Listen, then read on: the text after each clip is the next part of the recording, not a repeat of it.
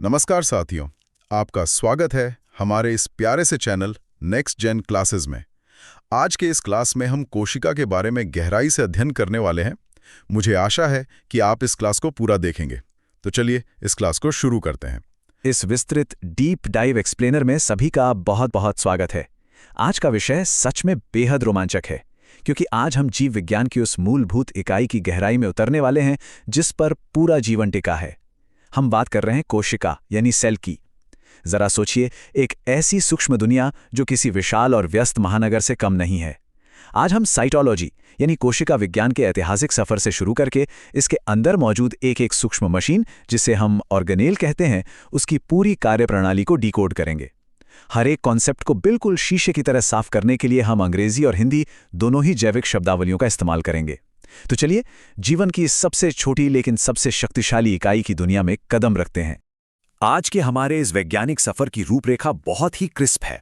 हम शुरुआत करेंगे कोशिका के परिचय और उसकी खोज के इतिहास से। फिर हम बढ़ेंगे इसके सिद्धांतों और उस अद्भुत सूक्ष्म विविधता की ओर।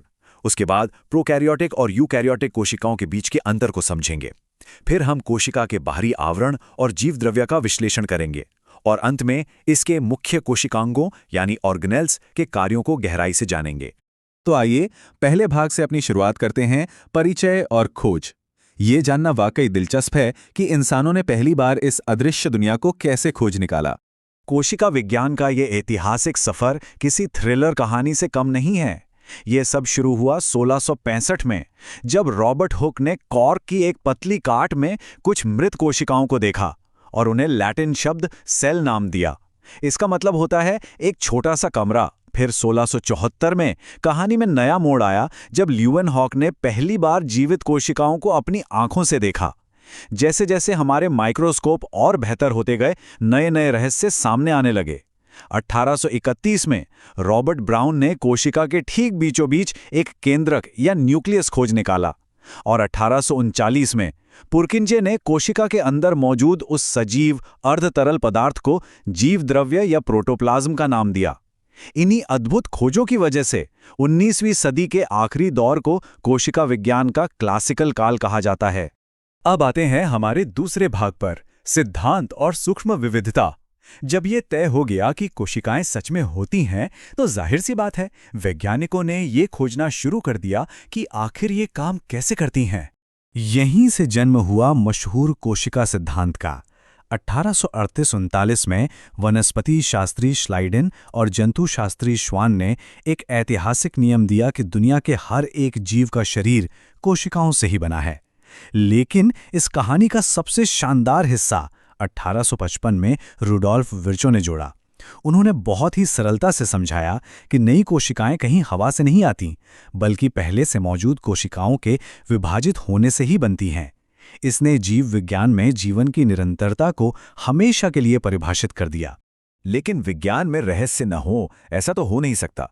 इस सिद्धांत का एक बेहद दिलचस्प अपवाद भी है, वायरस यानी विषाणु।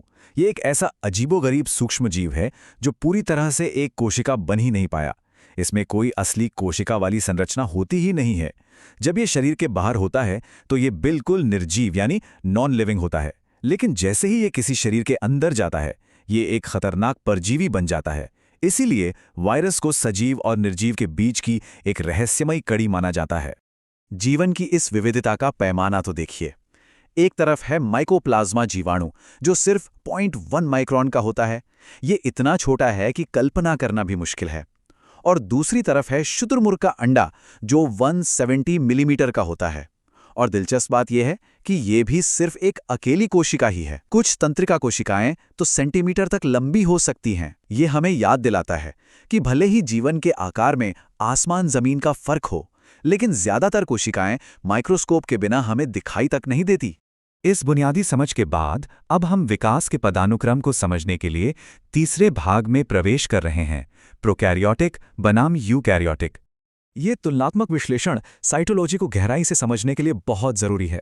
प्रोकैरियोटिक कोशिकाएं बेहद सरल और आदिम होती हैं। इनका आकार महज 1 से 10 माइक्रोन होता है। इनमें कोई ट्रू न्यूक्लियस यानी स्पष्ट केंद्रक नहीं होता और इनके राइबोसोम 70S प्रकार के होते हैं। इसके एकदम उलट यूकैरियोटिक कोशिकाएं उन्नत और पूरी तरह से विकसित होती हैं। ये 10 से 100 माइक्रोन तक बड़ी हो सकती हैं।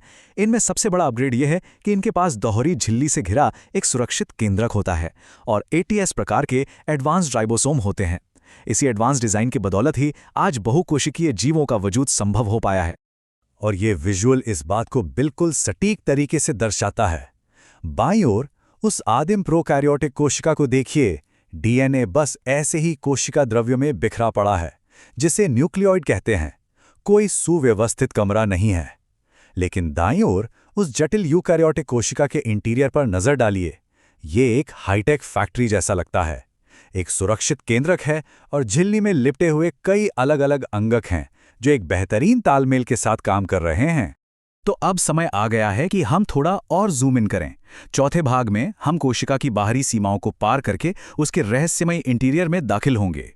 कोशिका के अंदर कदम रखते ही सबसे पहली जो चीज हमें समझनी है वो है जीव द्रव्य या प्रोटोप्लाज्म। असल में ये कोशिका द्रव्य यानी साइटोप्लाज्म और केंद्रक, इन दोनों को मिलाकर बनती है। यही वो सजीव जीवंत पदार्थ है जो पूरी कोशिका को जिंदा रखता है। एक तरह से ये कोशिका की आत्मा है। अब बात करते हैं कोशिका के सिक्योरिटी गार्ड की, यानी कोशिका झिल्ली या सेल मेम्ब्रेन की। ये लिपिड और प्रोटीन से बनी एक लचीली और दोहरी परत है। यह सिर्फ एक दीवार नहीं है, बल्कि एक बहुत ही स्मार्ट, चयनात्मक, पारगम्य या सिलेक्टिवली परमिएबल गेटकीपर है। यह बारीकी से तय करती है कि कोशिका के अंदर क्या जाएगा और क्या बाहर आएगा, और साथ ही ये कोशिका को एक ढांचा भी देती है। अगर हम पौधों की बात करें तो इस झिल्ली के ऊपर एक और एक्स्ट्रा सुरक्षा परत होती है जिसे कोशिका भित्ति या सेल वॉल कहते हैं। ये मुख्य रूप से सेल्यूलोज की बनी हुई एक मजबूत ढाल है। चूंकि पौधे हमारी तरह भागकर मौसम से नहीं बच सकते, इसलिए ये कठोर आवरण उन्हें तेज हवाओं और सूखे से बचाता है और उन्हें मजबूती से खड़े रहने में मदद करता है। और अब हम इस एक्सप्लेनर के सबसे दिलचस्प और अंतिम हिस्से में हैं, प्रमुख कोशिकांग और उनके कार्य। चलिए इस कोशिका के शहर की मशीनों को करीब से देखते हैं। इस शहर के मुख्य हाईवे का काम करती है अंतःप्रद्रव्य जालिका यानी एंडोप्लाज्मिक रेटिकुलम ER। इसके दो रूप हैं, एक है स्मूथ ER जिस पर कोई राइबोसोम नहीं होते और ये लिपिड के स्त्राव का काम संभालती है। दूसरी है रफ ER जिसकी सतह पर राइबोसोम चिपके होते हैं और इसी वजह से ये प्रोटीन सिंथेसिस या प्रोटीन के निर्माण में एक बहुत बड़ा रोल प्ले करती है। जिन राइबोसोम का हमने अभी जिक्र किया उनके बारे में जानना बहुत जरूरी है। 1955 में पैलेट द्वारा खोजे गए ये नन्हे कण RNA और प्रोटीन से बने होते हैं। ये असल में कोशिका की वो फैक्ट्रियां हैं जहां असली प्रोटीन बनाया जाता है। ये इतने क्रूशल हैं कि इनके बिना किसी भी तरह के जीवन की कल्पना भी नहीं की जा सकती। प्रोटीन बन तो गया, लेकिन उसे पैक कौन करेगा? इसके लिए है गोल्जी उपकरण। 1898 में कैमिलो गोल्जी द्वारा खोजा गया ये अंगक मुड़ी हुई ट्यूब्स जैसा दिखता है। ये मुख्य रूप से पदार्थों की पैकेजिंग और उन्हें अपनी सही जगह पर स्रावित यानी सीक्रेट करने का काम करता है। कमाल की बात यह है कि यही अंगक लाइसोसोम जैसे दूसरे अहम हिस्सों को बनाने में भी मदद करता है। और ये रहे लाइसोसोम।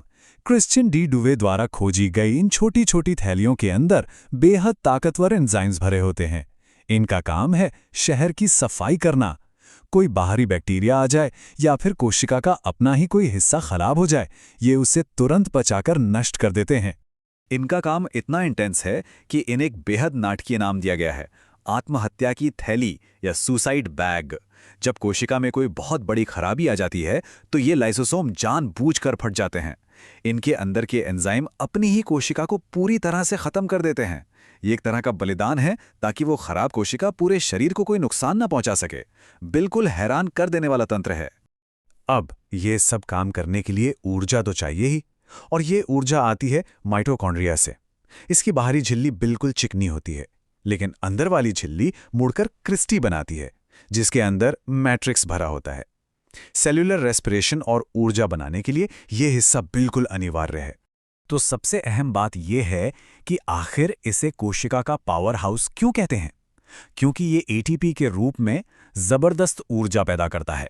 इस पूरी प्रक्रिया में ये 36 ATP अणु बनाता है और आपको जानकर हैरानी होगी कि इनमें से 34 एटीपी तो अकेले क्रेब्स चक्र के दौरान सीधे माइटोकॉन्ड्रिया के अंदर ही बनते हैं। यही वो ऊर्जा है जिससे जीवन की पूरी मशीनरी चलती है। कोशिकांगों के इस डीप डाइव को हम ल्यूकोप्लास्ट यानी अवर्णी लवक के साथ पूरा करते हैं। ये रंगहीन प्लास्टिड्स खास तौर पर पौधों की जड़ों और तनों में जमीन के नीचे पाए जाते हैं। ये बहुत ही शांत लेकिन बेहद जरूरी गोदाम है, जहां मुश्किल वक्त के लिए स्टार्च और तेल की बूंदों का सुरक्षित भंडारण किया जाता है। तो कोशिका के इतिहास से लेकर इसके पावर हाउस और फैक्ट्रियों तक के सफर के बाद एक बहुत ही गहरा सवाल सामने आता है। आखिर ये सूक्ष्म और स्वतंत्र रूप से काम करने वाली मशीनें इतने परफेक्ट तालमेल के साथ कैसे काम करती हैं कि पृथ्वी पर मौजूद जीवन की ये अपार जटिलता संभव हो पाती है। ये एक ऐसी अदृश्य दुनिया है जो सच में हमारे अस्तित्व की नींव है। इस खास विश्लेषण सत्र से जुड़ने के लिए सभी का बहुत बहुत धन्यवाद। उम्मीद है कि ये डीप डाइव एक्सप्लेनर हम सभी को इस बायोलॉजिकल चमत्कार के बारे में और अधिक जानने के लिए प्रेरित करेगा। अगर आप लोगों को ये क्लास अच्छी लगी हो तो वीडियो को लाइक और चैनल को सब्सक्राइब जरूर करें। तो मिलते हैं अगली कक्षा में, तब तक के लिए धन्यवाद।